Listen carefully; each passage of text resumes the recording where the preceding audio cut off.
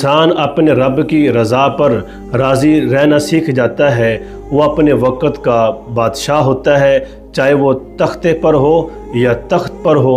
اللہ کی معیت، نصرت، مدد جب انسان کے ساتھ ہوتی ہے تو اندھیروں سے بھی روشنی ملنا شروع ہو جاتی ہے۔ اللہ ایسی ذات ہے کہ سامنے ذلت کا نقشہ ہے، اللہ وہاں سے عزت کے راستے بنا دیتے ہیں۔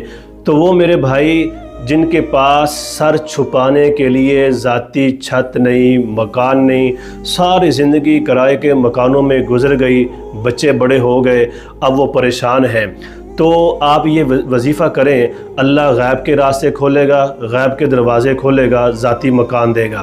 وہ میرے بھائی جن کے پاس ذاتی کاروبار نہیں، وہ کر سکتے ہیں۔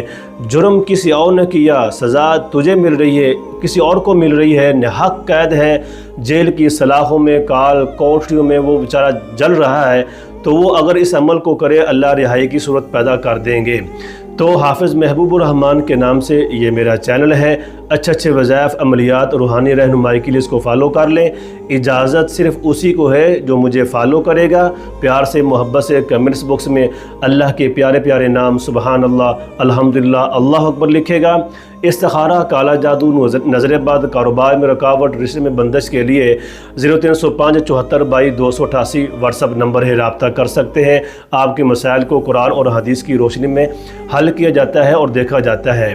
تو دوستو، عشاء کی نماز کے بعد وضو کر لیں، صاف کپڑے پہنیں، 2 رکعت صلاۃ الحاجت جب آپ یہ 2 نفل پڑھتے ہیں، اللہ کی رحمت جو ہے متوجہ ہوتی ہے، اللہ کی مدد شامل حال ہو جاتی ہے۔